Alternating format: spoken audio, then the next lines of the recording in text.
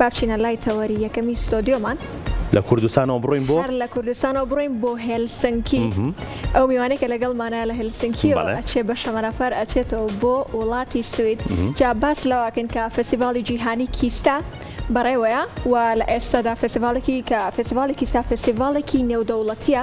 و ساڵانە لە ستۆکهۆڵمی سوید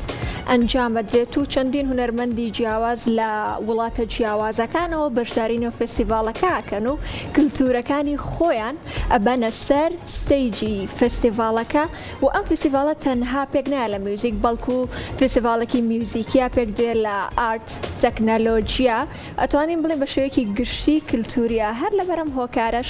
گروپی میوزیکی هەورامان بەشداری نێو فستیڤاڵەکەکەن بە تەواوەتی کللتوری کوردی و گۆرانی هەورامی و سیاوچەمانە پێشکەش بە گوێگران و بینەرانی وەکو باڵیۆزی هونەری کوردیوان لە ئەو فستیڤاڵەیە هونەرایەتی هونەری کوردیەکەن لەو فستیڤاڵە نێودەوڵەتی جیهانیەیە و وەکو ساوێنیش باسی لێوە کرد سیاچەمانە و گۆرانی هەورامی و دڵنیاشم کە بەزمی چەپڵەشی تایە تاوان هەرەبێت یا بێ هەورامی و بەزمی چەپڵەکەی تیانە کەواتە میوانەکەمان بناسێنەوە بە میوانەکەمان بیناسەری میوانی ئەم ئێوارەی کورسان مەگەزین گۆرانی بێژی خۆشەویست فەرزان مەهدینیە زۆر سوپاس یەکەین کە دڵی نەشکاندین و لەگەڵەوەی کە لە ڕێگەی بگەڕێتەوە بۆ وڵاتی سوید بەڵام دڵی ئێمەی نەشکاند و هەر بەشدار بوو لە نێو کورسان مەگەزینە کاک فەرزاد سڵاو لێبێت خاسەنی وەشەنی دووبارە سڵاو سەرچاوەکانم خاتی چاوین و کاگەڕانگیان ڕۆحەکەم خۆشحاڵم بە ئەم ئێوارە لەگەڵ ئێوەی عەزیز و خۆشەویستم سڵام تا کرد و بە هەورامیش چەویش داماچ کرد و ئومێد کرد و سەرکەوتی بیدێ زۆر خۆشحاڵم کە لە ڕێگە کورساتۆ خۆشەویستی خۆم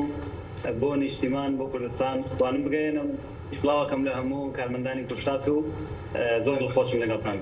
زۆر سپاس کاک فەرزاد جا پێمان بڵێ چۆن بۆ بڕیارتاندا کە بەشداری بکەن لەنێو فستیڤاڵێکی جیهانی لەم شێوەیە زۆر سپاس بۆ زانیارەکەی سەرەتاتان بەدڵنیاییەوە هەموو شتێکتان باس کرد زۆر خۆش بوو کە ئاوا گروندی فستیڤاڵەکەتان باس کرد بزە بتوایە ئەم فستیڤاڵە یەکێکە لە گەورەترین فستیڤاڵانی میوزیک لە بڵێن لە ئەوروپا لە مەنتەقەی اسکاندیناڤیا لە وڵاتی سوید حقیقەت مانگی دوو ئێمە کۆنسەرتێکمان تووڕێکی کۆنسەرتمان بەڕێوە برد وەکو گروپی موسیقای هەورامان لە شارەکانی فینلەند دەستمان پێکردەم جا چوونێ سوید لە یەکتۆبەری ستۆکهۆڵم زۆر پێشوازێکی گەرم و باشیان لێکردین و لەوێ ڕۆژنامە و خلاصە مێدیاکان باسییان کرد ئێتر لەسەر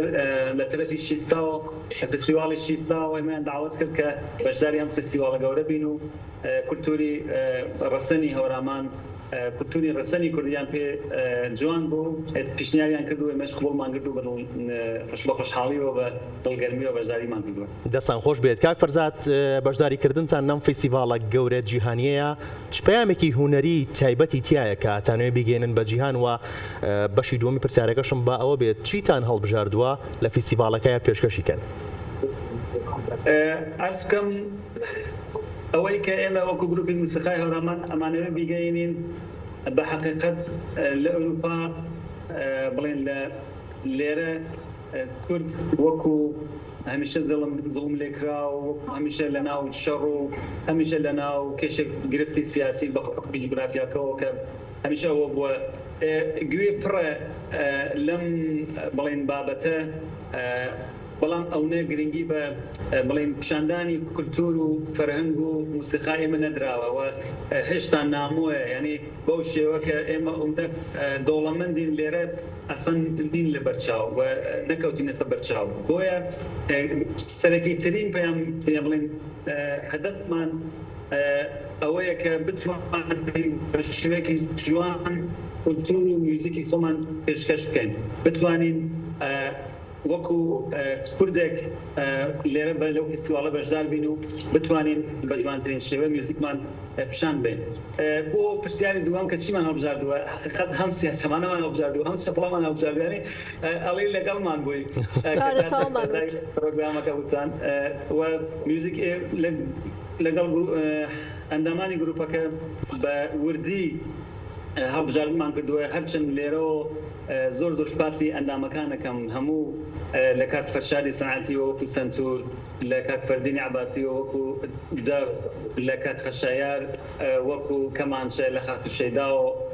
وەکو تاروە میوانێکیشمانەیە تۆمبەر کاکیوە و هەروەها زۆر سپاسی هونەرمەندی زۆر خۆشەویست دەکەین کە پاڵپشتی کردین ئەویش هونەرمەندی بەتوانە کە توانە خورشیدە کە بەڕاستی یارمەتی و ڕێنوێنی جەنابیان زۆر یارمەتیان کردین لەم هەڵبژاردنی کارەکان بکەن. لەشی هەموو لایەکتان ساغ بێت کاک فەرزاد جا وەکو هونەرمەندێک وەکو بەشداربوویەکی نێو فستیڤالەکە تاوەکو چەندێک تۆ بە گرنگی ئەبینی کە هونەرمەندانی کورد بەشداری بکەن لە فستیڤاڵی نێودەوڵەتی لەم شێوەیە؟ بە حەقیقەت وەکو گرنگی هونەرمەندی کورد هەرچەند بەڕاستی زۆر زەحمەتە لەبەرەوە ئەبێ سپۆرتێکی باش لە پشتیەوە بێ یانێ ئێستا کە ئەبینن من لە ناو شەمەندە نەفەرم ئەمڕۆ پرۆڤامان بووە 6 ساعات پرۆمان کرد بە ڤیدیۆمان کرد ئەچمەوە بۆ سوید بەیانی ئەبێ ساعاتی 6 هەڵسو بچین بۆ سەر ئیش یانێ هیچ هونەرمەندێکی پڕپیشناڵ لە ئەوروپا ئیشە ناکات بەڵکو هەر ئیشی خۆیەکە بەڵام وەکو ئەوە بینن کە هونەرمەندی کورد سەرچاوێکی نییە و بەڵام هەر هۆبی و خۆشەویستێکی هەیە بۆ هونەر لەوانەیە ئەم بڵێن پیشنیاریمە بۆ هونەرمەندان تۆزێک ئەو لەو ئاستا نەبم بەڵام وەکو دڵسۆزێک ئەڵێم وەکو گوچکێکی هەمویان بەڕاستی گرنگە وەکو هونەرمەند چاوێ بخێش بۆمان بکرێ لەم فستیڤاڵە گەورانە بەشدار بین بۆ ئەوەی کە بتوانین یارمەتی دەربین ئەم ئاڵای نەکەوێ ئەم ئاڵای موسیقی کوردی و دڵنیام ئەو موسیقیمە و موسیقیەکی یونیکەوە تایبەتی خۆمانە ئەتوانێت بۆ هەمووان سەرنجڕاکێش بێت. بەڵێ کاک فەرزاد ئاواز و مۆسیقا و گۆرانی هەورامی لە ناو هونەری کوردیە خاوەن ڕەسەنایەتێکی قوڵە. ئێوە چۆن هەوڵێن لە فستیڤاڵەکەیە ئەم ڕەسەنایەتیە بپارێزن بە پێشکەشکردنی گۆرانیەکانتان وێنەیەکی ڕاستەقینەی هونەری کوردی دەوڵەمەندی هونەری کوردی پیشان بدەن؟ بۆ پرسیارەکە حقیقەت پێشەوە بچینە ناو مەیدانە چون کۆنسرتەکەی ئێمە لە یەکێک شاهانەترین سنەکانی ئەوروپایە لە سۆدراتیاتر پێش ئەوەی کە بچینە ئەوە خۆمان کۆنسرتێکمان ساز کردووە لە شاری یوتیوبۆری 26 مانگی نۆ واتە دوو ڕۆژ پێش کۆنسرتەکە کۆنسرتی شیستا موزیک فستیڤاڵ بوو ئەوەی کە گروپەکەمان مەیدان ببینێ هێشتا ئەمانەوەیە کە زۆر ممارەسەت بکەین کە بتوانین بە جوانترین شێوە دەربکەوین و چۆن بکەین کە بەڕاستی موسیقیەکی ڕەسەن پێشکەش بکەین بە حەقیقەت نەگەر بە توانایی خۆمان ئەکتێفامان کردو بەڵکو پرسوڕامان کردووە بۆ نمونە کاکتوانە خورشید یعنی وەخت وا بووە لە هەفتا من بە دەیهان کەڕەت مزاحیمی بووم و بۆ نمونە کورسی هەورامیم هین کردووە هێناوەتە ناو بڵین باندەکەەوە بۆ نمونە چپڵێک مەسەڵەن ڕوود بێ دوایەوە بە کورس هەموو وڵام دەبنەوە یعنی چۆن جاران لە هەورامان گۆرانی وتراوە بەو شێوەیە لەگەڵ میوزیک سیاچەما یعنی بە هەموو بەشەکانی بە وردەبەزم چۆن هەدەفی سەرەکی ئەوەیە کە بەڕاستی ئەو هونەرە ڕەسەنە پێشکەش بکەین یعنی بە خۆشحاڵی بە ناو گروپەکەشمان یەکدڵیەکی جوان دروست کراوە کە هەرچەند مەسەڵەن یەک دوانێکیان لە هاوڕێیانمان فارس زمانن بەڵام زۆر دڵسۆزانە زۆر بە ئەو پەڕێشانازیوە جلی کوردی لەبەرەکەن لەگەڵ موسیقاکە تێکەڵ بوون و هەستێکی قۆڵیان هەیە مەخسوسەن ئەم کاتە من ڤیدیۆکەم دروست کرد بۆەوەی کە وەرن گوێ بگرن و سۆپۆرتمان بکەن بۆ ئەوەی کە موسیقی ڕەسەنی هەورامان بڵین زمانی هەورامیش یعنی لەو هەروەکە یونسکۆ عینی کردووە تێسیکە لە هینی ئەوواکە لە بێن بچێ وەرن گوێ بگرن بۆ ئەم دەنگانە وەرن گوێ بگرن بۆ ئەم موسیقا ڕەسەنە بۆ ئەوەی ئاشنا بن ئێمەش هەوڵێکی بدەین بۆەوە کە زیینو بهێڵین و ئەوانی زۆر بە خۆشحاڵی و زۆر بە ئێمە بڵین هەستێکی قوڵەوە پێشوازیان لێ کردین یعنی مەبەستم گروپەکەمان بەڵێ دڵنیام گۆرانی و بەرهەمەکانتان کەیفخۆشێکی زۆر لە فستیڤاڵەکەیە دروست دەکات ئەم بەشداریکردنە لەم فستیڤاڵە گەورە جیهانیە چ کاریگەریەکی لەسەر داهاتووی گروپەکەتان نەبێت داهاتووی گروپەکەتان گروپی مۆسیقای هەورامان چۆن نەبینیت؟ وەکو پلانی خۆمان ئێمە پلانێکمان بوو کام گروپمانە پێکێنا من دوای بەنا پرۆگرامی کوردی دۆڵ ئەوە بوو لەسەر خۆم ئیشم کردووە کە بتوانم خۆم پەروەردە بکەم دوایەوە هەستم کرد کە ئیش بکەم گروپ دامەرزێنم بۆ یعنی لەگەڵ ئامانجەکانم گروپەکە بێت وەڵام دەرەوەی ئامانجەکانم بێت 2 ساڵی پێش کام گروپمانە دامەرزان لەو ئەوەڵۆ بەڕاستی زۆر بڵین بە زەحمەت یەکمانە گرت لەبەرەوەی ئەوان لە فینلەند بوون من لە ستۆکۆڵم بووم ئەبوایە من بۆ پرۆڤەیەک بهاتایم بۆ ئێرە دووبارە بگەڕایەمەوە هەزینەی زۆرە ئەکرا بەڵام کاتێک کارەکان ئەوە کۆنسرتمان پێشکەش کرد لە شاری یوتیوبۆری و خەڵک پێشوازی لێ کردین دڵخۆشیان کردین و هاتن بەدەستەگوڵەوە سپاسیان کردوین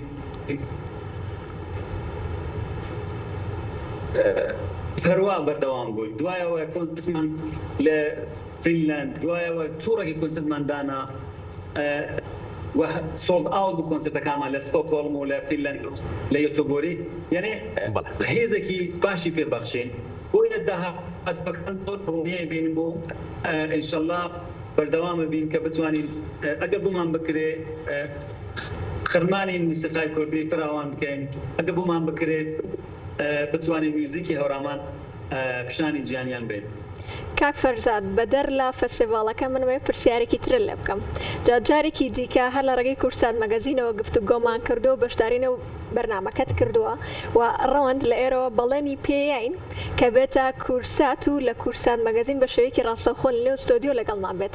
ماوەی لەمە پێش هاتیتەوە بۆ کوردستان وتیش سەر لە کورسات ئێمە ئایا هاتی بۆ کورسات سەر لە کورسات یا نەهاتی بۆ بەرنامەکەی زۆر سپاس بۆ ئەوەی کە زۆر سپاس بۆ پرسیارەکەت بۆ گلەیەکە لەسەر سەر و لەسەر چاوم بەحقیقەت لەگەڵ بەڕێوەبەری کۆمونیکاخونەکانی کورسات قسەمان کرد قرارمان وا بوو ڕۆژێکی دیاریکراو بین ئەو ڕۆژە بە حقیقەت نەگونجرا لەبەرەوە ئەو گروپەکە قرار بوو لەگەڵ ئێمە ئیش بکات بۆ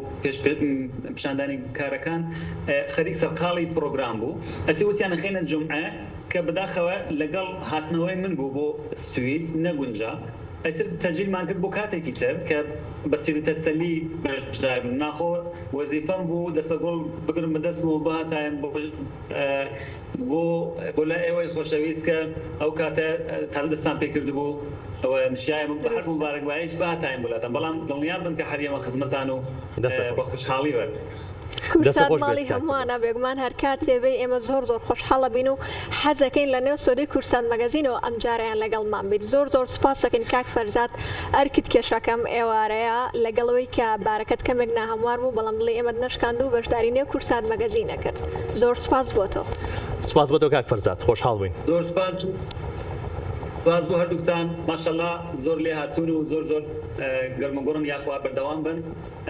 لێرەی چۆ سپاسی هەموو ئازیزانەکەم و چاوەڕوانی پاڵپشتین لە ستۆکۆڵم وەلی یوتیوبۆری 26 مانگ لە یوتیوبۆری 29 مانگ لە شاری ستۆکۆڵم زۆر بۆ گروپەکەتان زۆر سپاس دڵنیاشم کە خەڵکی کوردستان و ئێمەش وەکو دەستگای میدیای کورسات پشتیوانیتانەکەین کە ئێوە نوێنەرایەتی هونەری ڕەسەنی کوردیەکان